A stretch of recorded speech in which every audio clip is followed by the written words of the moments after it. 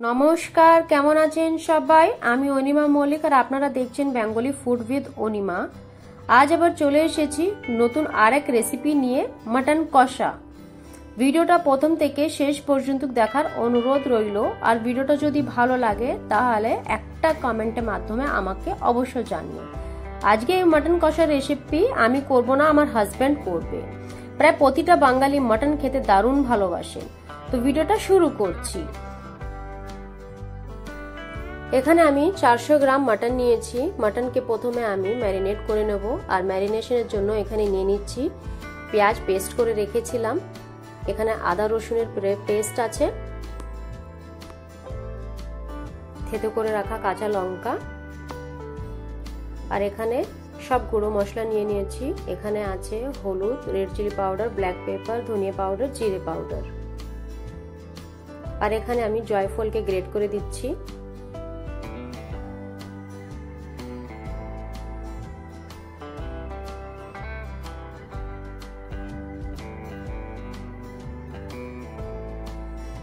আর দিয়ে দিচ্ছি একটু লবণ।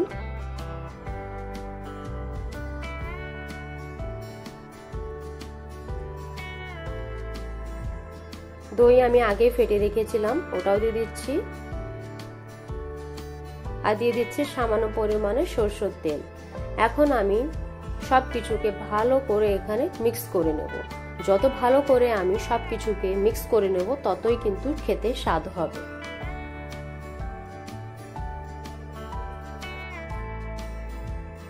মাটন ম্যারিনেট করে আমি 6-7 ঘন্টার জন্য ফ্রিজে রেখে দেব।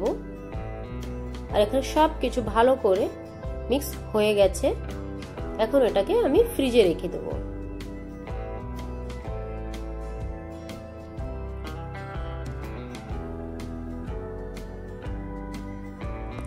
ছ-সাত ঘন্টা পরে ফ্রিজ থেকে ম্যারিনেট করা মাটনটাকে বের করে নেওয়া হয়েছে। এখানে সব গরম মশলা আছে। সরষের তেলটা ভালো করে গরম করে নিয়েছি। এখন দিয়ে দেবো সব গরম মশলাগুলি। গরম মশলা ভাজা হয়ে গেলে দিয়ে দেবো এখানে কুচানো পেঁয়াজ। পেঁয়াজটাকে ভালো করে ভেজে নেব সামান্য পরিমাণে একটু লবণ দিয়ে।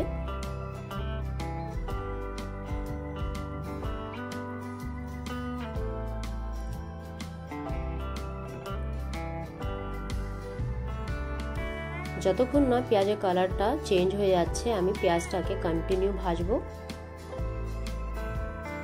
ঠিক এরকম। এখন দিয়ে দেবো ম্যারিনেট করে রাখা মাটন।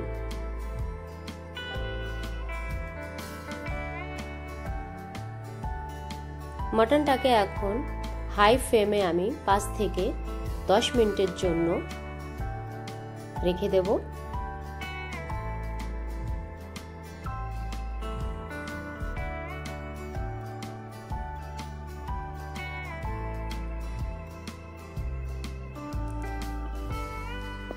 দেখতেই পাচ্ছ মাটন থেকে তেলটা একটু আলাদা হয়ে গেছে। এখন আমি গ্যাসের ফ্লেমটা লো করে এটাকে ঢাকা দিয়ে রেখে দেবো। আর আরেক সাইডে আমি একটু জল গরম করে চা পাতাটা গরম করে নেব।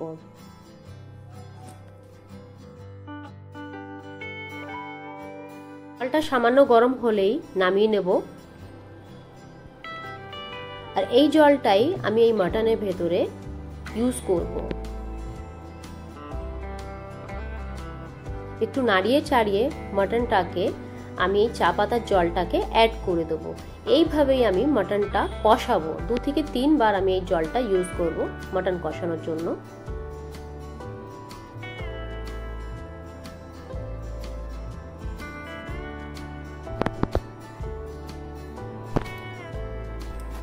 চা পাতার জল অ্যাড করার পরে মাটন আর চা পাতার জলকে ভালো করে মিক্স করে নেব। আর এটাকে ঢাকা দিয়ে রেখে দেবো। এইভাবেই 1 ঘন্টা ধরে আমি এটাকে কষিয়ে নেব।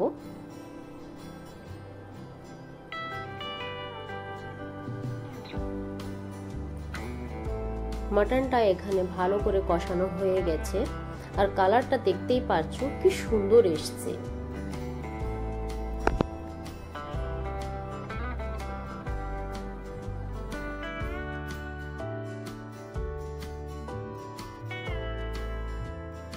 মাটনটা এখানে ভালো করে কষানো হয়ে গেছে। এখন কড়াই থেকে এই মাটনটা নামিয়ে আমি প্রেসার কুকারে দিয়ে দেবো আর 4 থেকে 5 সিটি আমি লাগিয়ে নেব।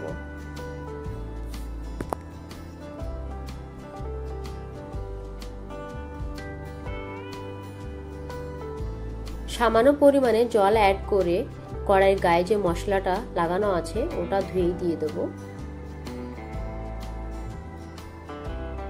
আর দিয়ে দেবো এখানে একটু ঘি আর গরম মশলা। গরম মশলা ঘি দেওয়ার পরে আরেকবার আমি সবকিছু ভালো করে মিক্স করে তারপরে এটাকে আমি গ্যাসের উপরে বসিয়ে দেব। 4 থেকে 5টা সিটি এলেই আমি প্রেসার কুকারটাকে নামিয়ে নেব।